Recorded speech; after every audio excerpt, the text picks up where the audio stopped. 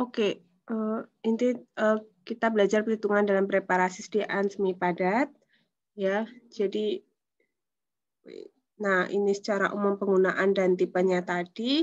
Nah, perhitungan yang terlibat di dalamnya, mulai dari perhitungan yang melibatkan bahan baku, kemudian ada juga pengenceran, ada juga menghitung konsentrasi, nanti kita akan belajar di situ, ada juga nanti ada konsep penghitungan aligasi, baik nanti aligasi yang medial dan juga aligasi yang alternate.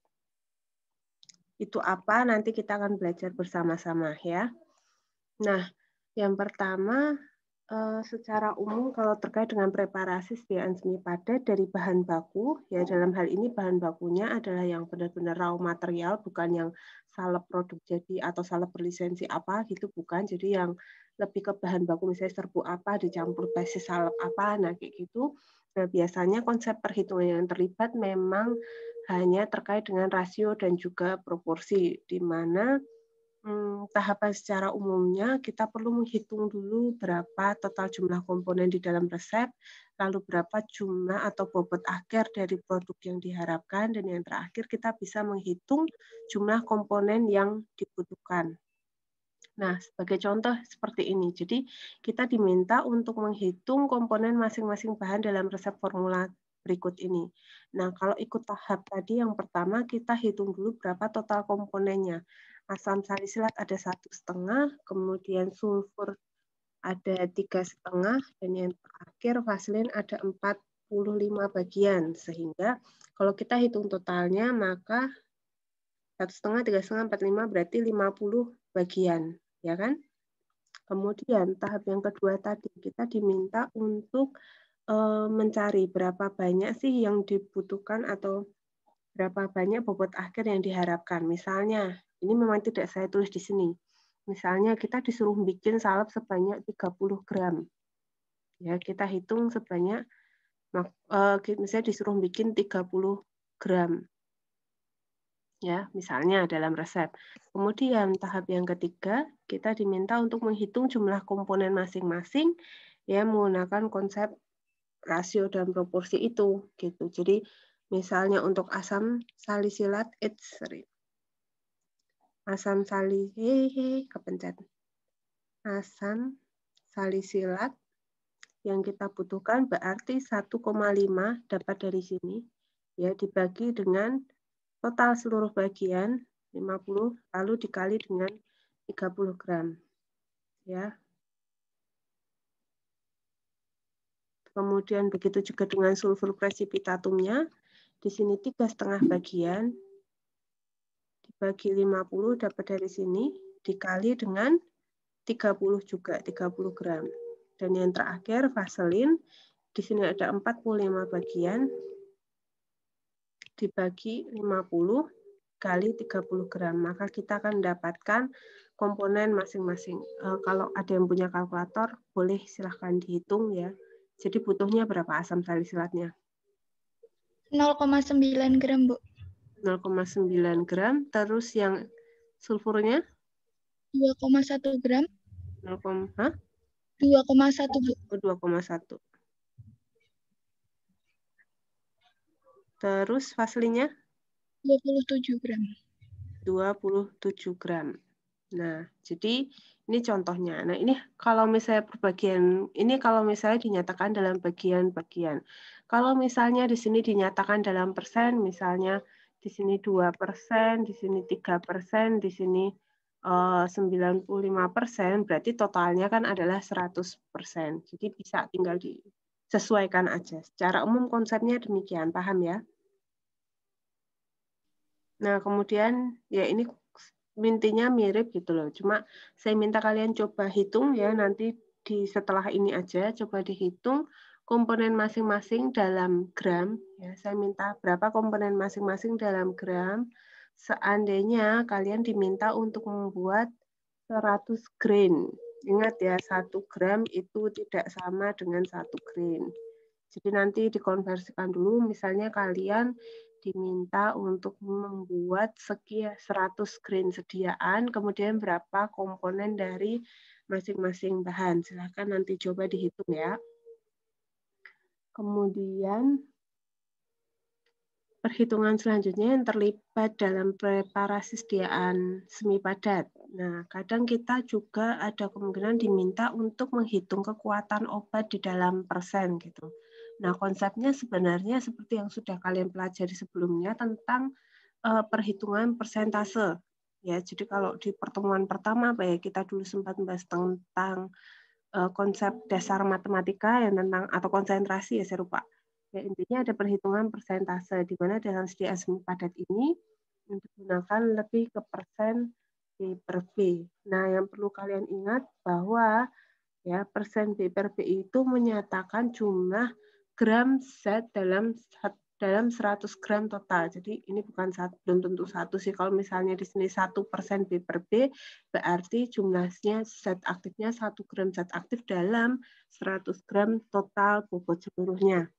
Nah, kemudian yang harus dipastikan di sini adalah pastikan satuan pada zat aktif itu sama dengan satuan pada produk akhir, bobot akhirnya. Jadi contohnya gini, kalau misalnya saya diminta untuk menghitung kekuatan obat dalam persen, di sini dicontohkan setiap 1 gram obat mengandung 1 miligram zat aktif. Nah, kita konversikan dulu. Kalau di sini dinyatakan persen B per B, gram dalam 100 gram, ya, maka di sini bisa kita ganti, ya kan?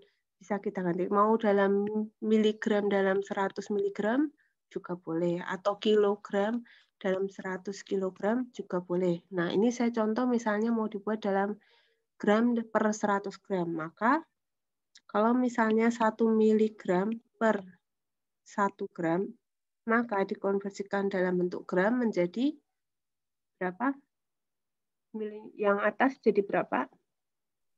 1000. Berapa? 0,001. 0,001 dibagi 1 gram. Ini semuanya udah gram. Nah, di sini kan dinyatakan bahwa persen itu per 100 gram. Maka yang bawah harus diganti jadi 100 gram. Kalau bawah dikali 100, atas juga dikali 100. Ya kan? Yang bawah dikali 100 kan jadi 100 gram. Yang atas dikali 100 jadi 0,1 gram ya. Ya, sehingga konsentrasinya adalah 0,1% B per B. Kayak gitu. Paham ya? Kemudian, misalnya di sini, siapa mau coba jawab untuk yang ini? 20 gram obat mengandung 2 gram zat aktif.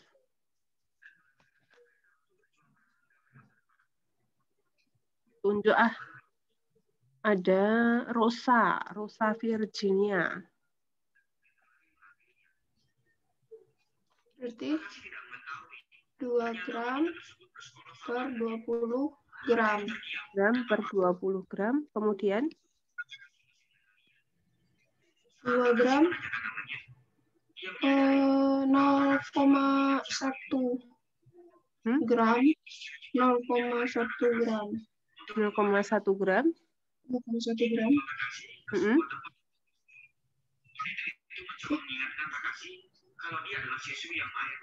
Gimana? Ini udah soal yang beda loh ya. Oke, ada yang gimana Rosa?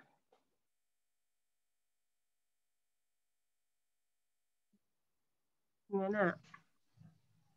Atau ada yang lain yang mau jawab? 5% B per B. Sama-sama dikali 5, Bu. Sama-sama dikali 5. Nah, sama-sama dikali 5.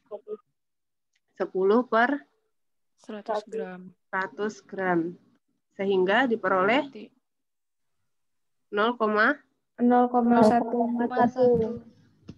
Paham ya? B per B. Ya, paham ya konsepnya ya?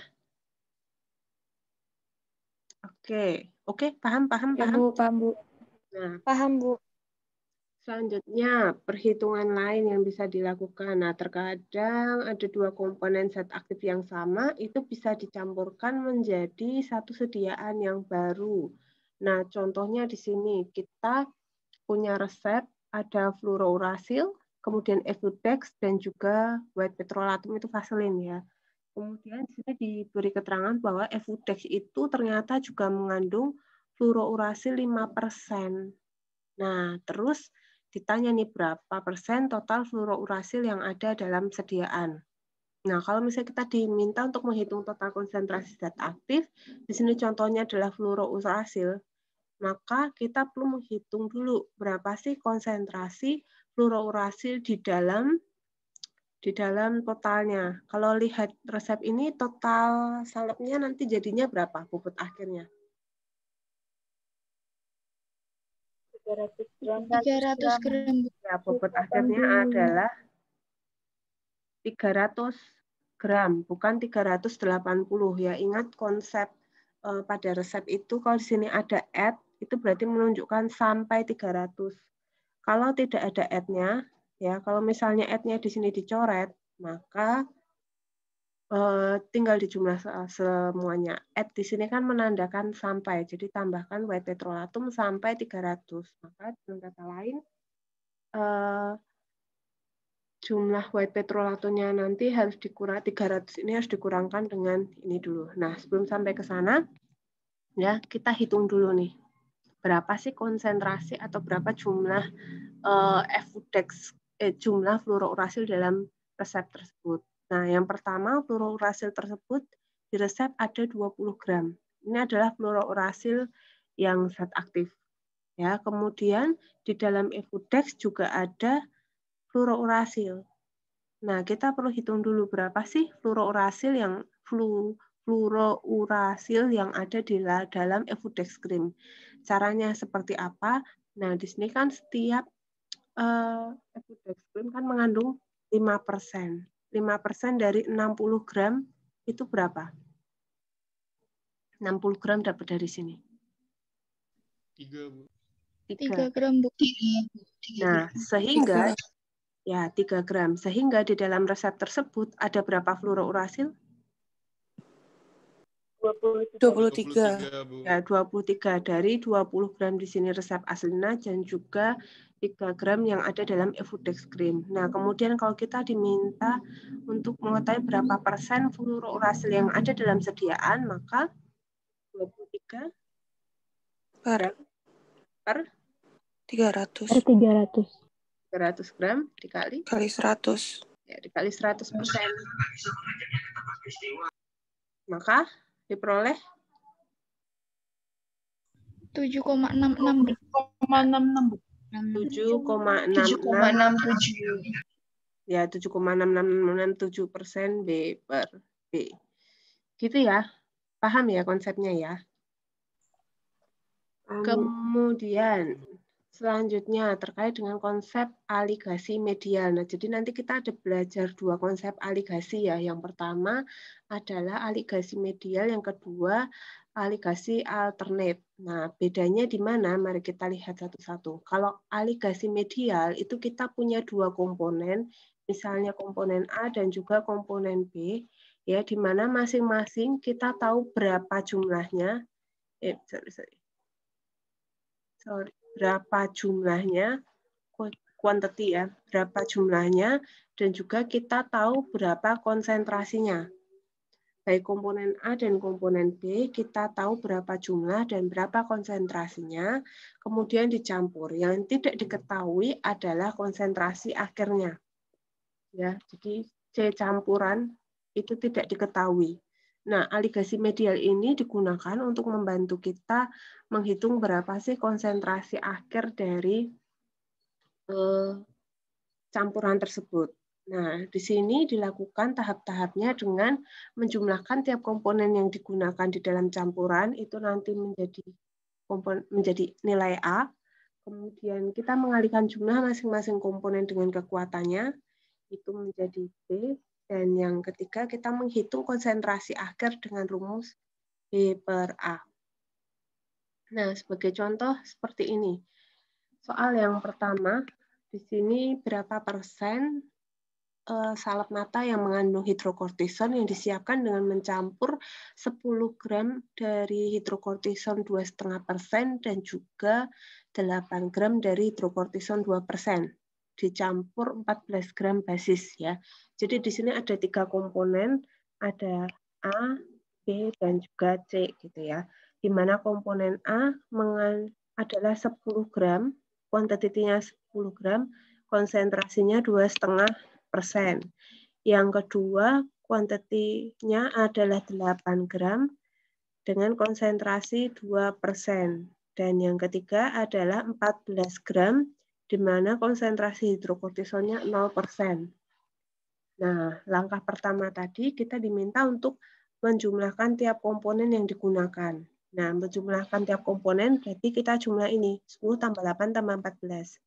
Ketemu 32.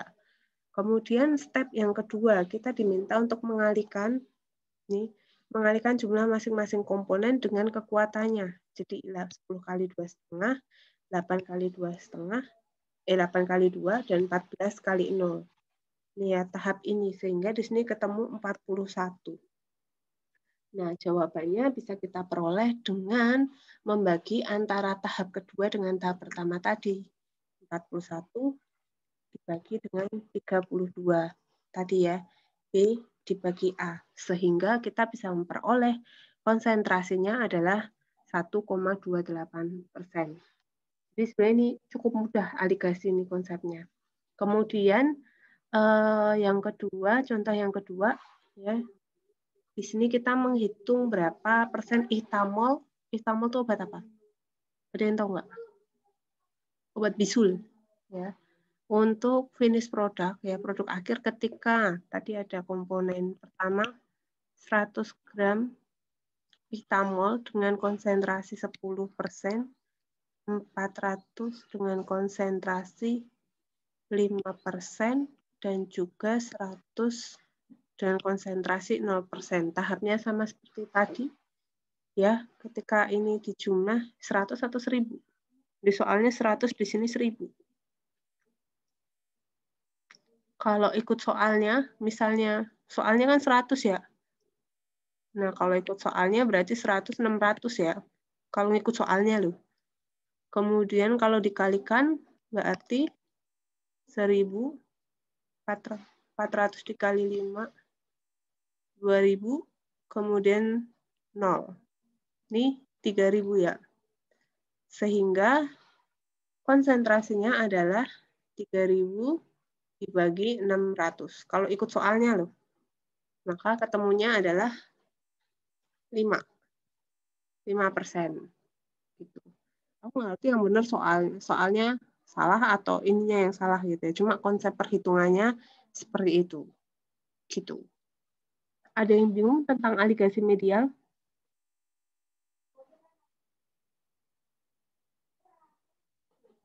Oke, clear? Jadi sepertinya untuk contoh yang ini, di sini mereka ada salah input.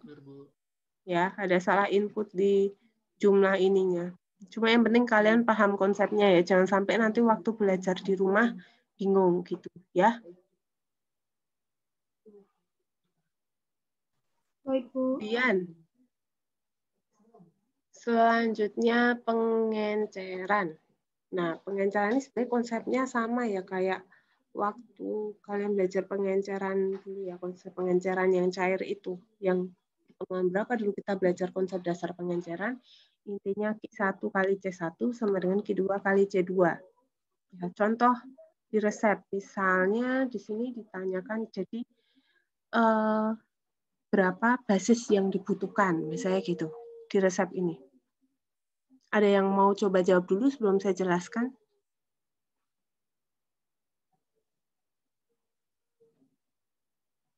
Nah, ketua kelasnya siapa nih?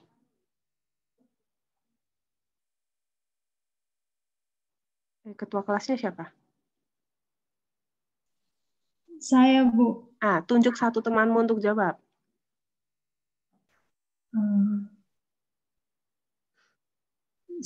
Cindy, Mbak Cindy. Ya, yuk. Cindy, silahkan dijawab. Gimana?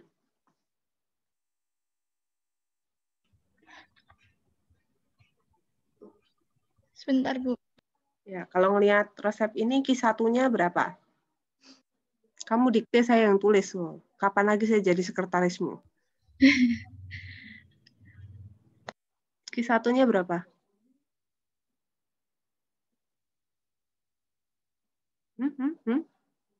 Ayo. 32, Bu. Kok bisa 32 dari Kok mana? 32?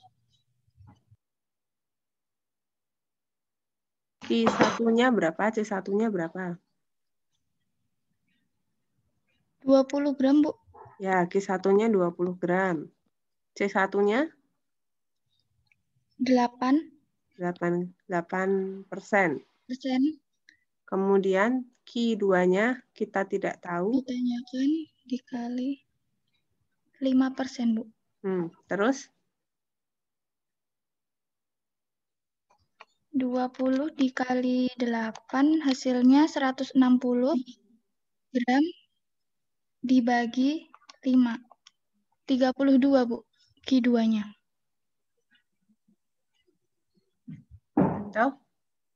Terus Q2-nya? 160 dibagi 5. Ketemunya? Sama dengan 32. Ya, 32 gram. Nah, 32 gram itu apa?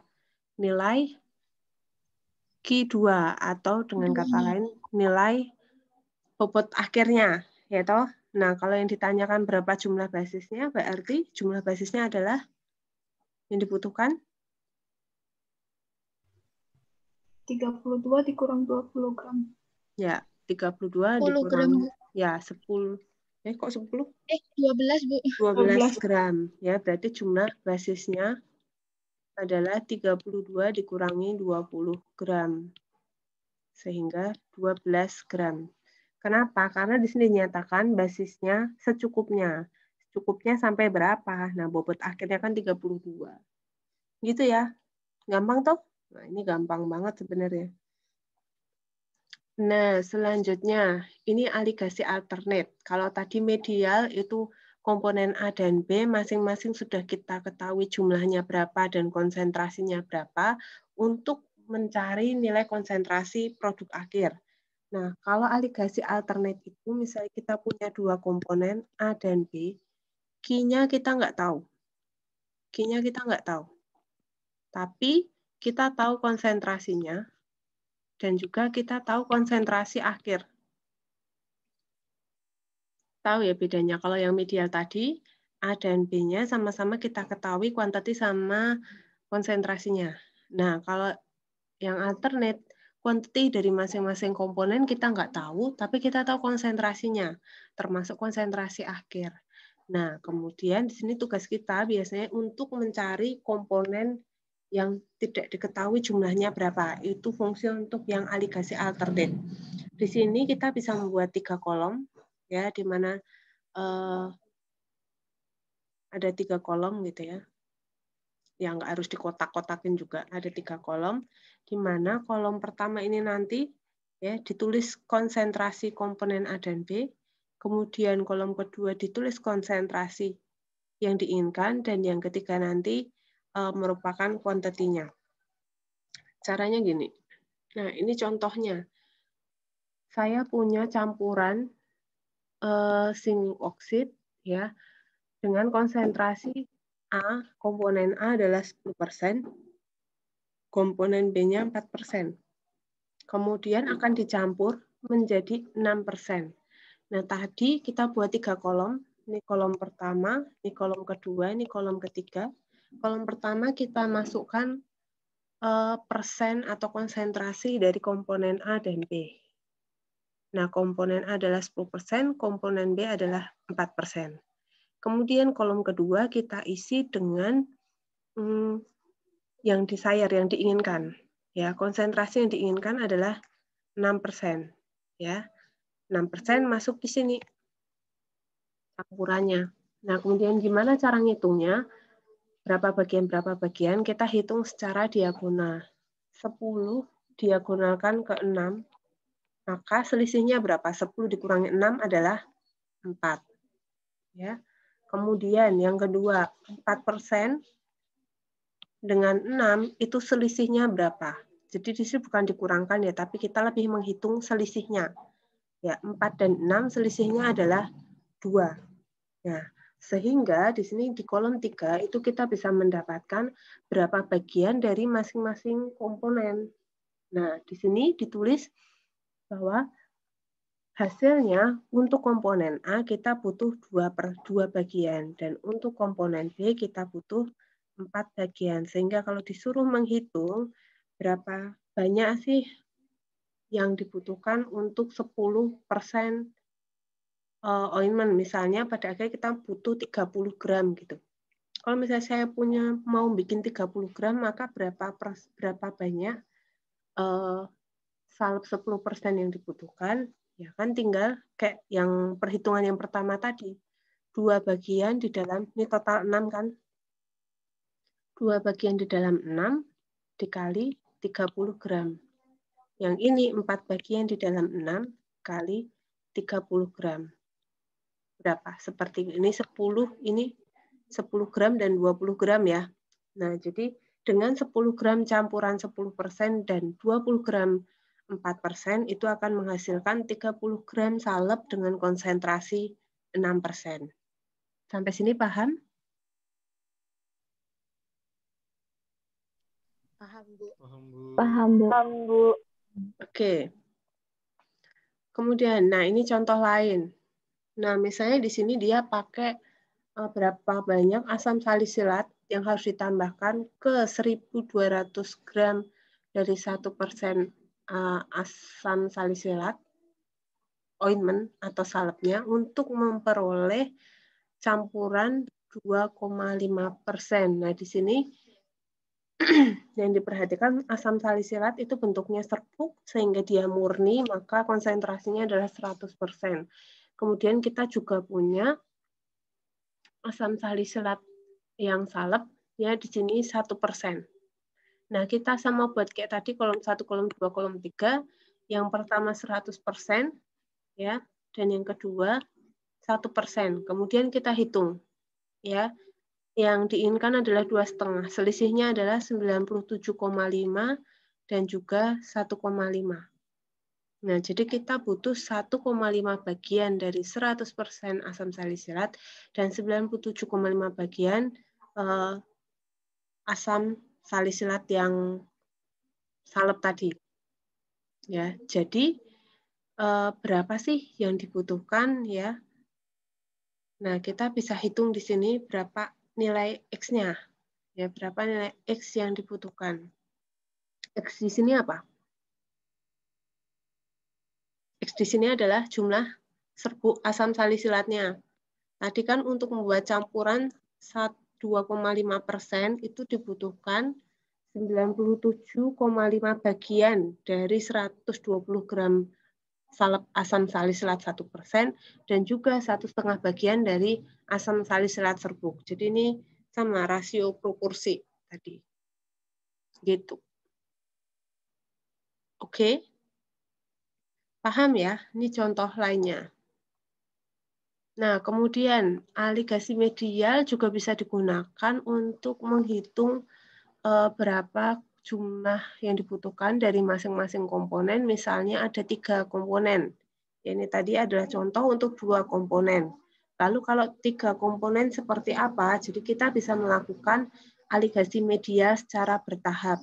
Misalnya di sini ada yang konsentrasi 40, 30, dan 10, kemudian ingin membuat campuran yang 25%. Ya. Tahapnya sama seperti tadi, kolom 1 kita tulis dulu semua konsentrasinya, 40, 30, dan dan 10.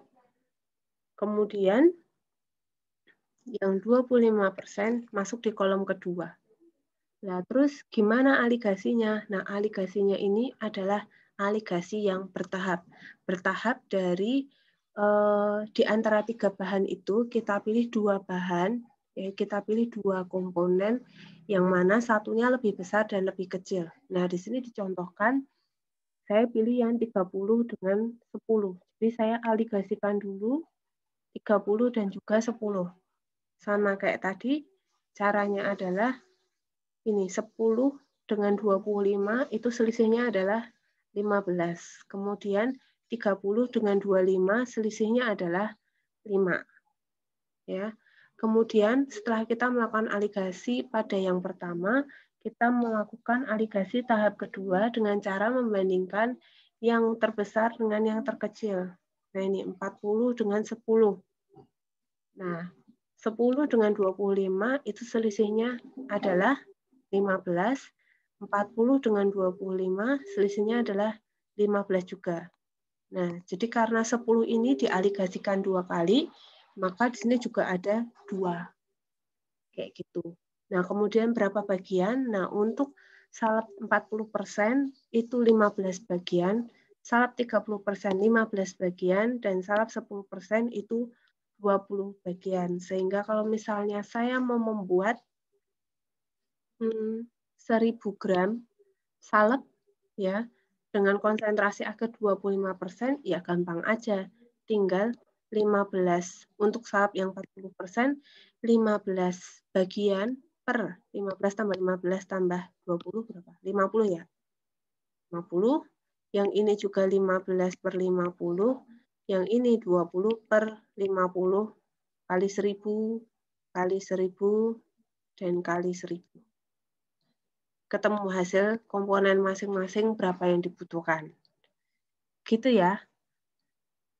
Nah, kemudian untuk yang 4 komponen. Nah, kalau tadi 3 komponen, selanjutnya 4 komponen. Nah, kalau 4 komponen ini relatif lebih mudah ya karena kita bisa pilih langsung 2 di tengah. Jadi kita urutkan konsentrasi dari yang tinggi ke rendah. Kemudian kita aligasikan bertahap dulu.